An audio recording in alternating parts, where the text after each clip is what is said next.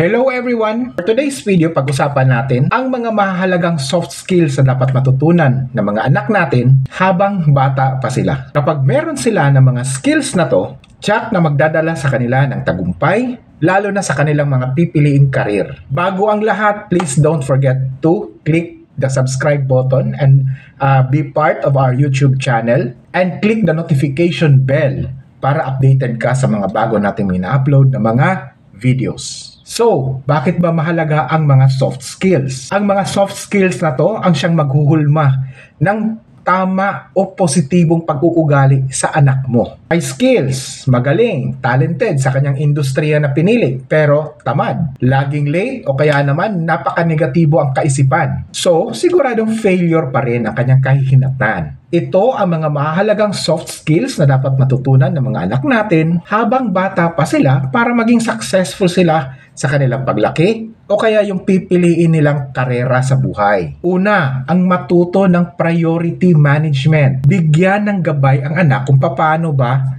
gawin ang pagpa-priority ng mga bagay. Ngayon pa lang, dapat alam nila na ang priority nila ay ang mag-aral at makapagtapos ng pag-aaral. Because this is already the first big step in forming their positive mindset. Halimbawa, sa mga anak ko, gusto nilang maglaro sa labas tapos meron silang assignment. Palagi kong binabalik sa kanila ang tanong, ano ba ang mas mahalaga para sa kanila? Ang maglaro sa labas o ang tapusin yung kanilang assignment sa school? There are times na sumasablay, kaya I allow them to experience the natural consequence ng kanilang pinili. Dahil hindi nila ginawa ang kanilang assignments, nakakatikim sila ng consequences galing sa kanilang teachers. And I allow them to reflect. Minsan tinatanong ko, anong pakiramdam mo? Ano ang lesson mo? Anong natutunan mo ngayon sa ginawa mo? At ang pinakamahalagang tanong is that, ano ba ang tingin mo paano ka mag-i-improve? And I praise God because kapag natutunan ng mga anak ko yung kanilang lessons, ay hindi na nila ito inuulit.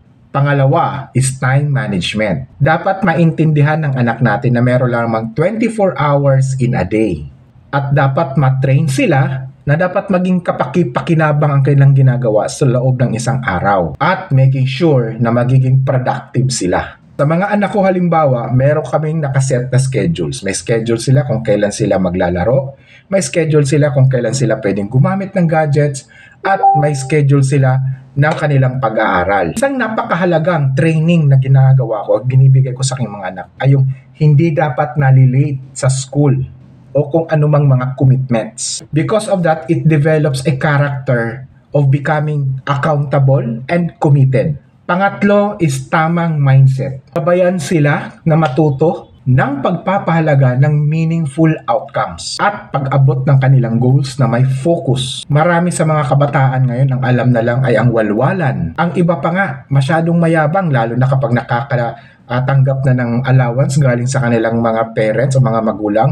Ang yabang, siya pa yung laging taya kapag inuman o kahit na anumang walwalan. At isang napakahalagang dapat nilang matutunan on this one is yung tagumpay o success is a process. It is never an instant. At isang napakahalaga is ang pag-iwas sa tinatawag na victim mentality, yung feeling of entitlement, at yung YOLO or you live only once mentality. So, that's it guys. So, if you are learning from this video, please share this video. And don't forget to subscribe and leave your comment, reaction, or opinion in the comment section.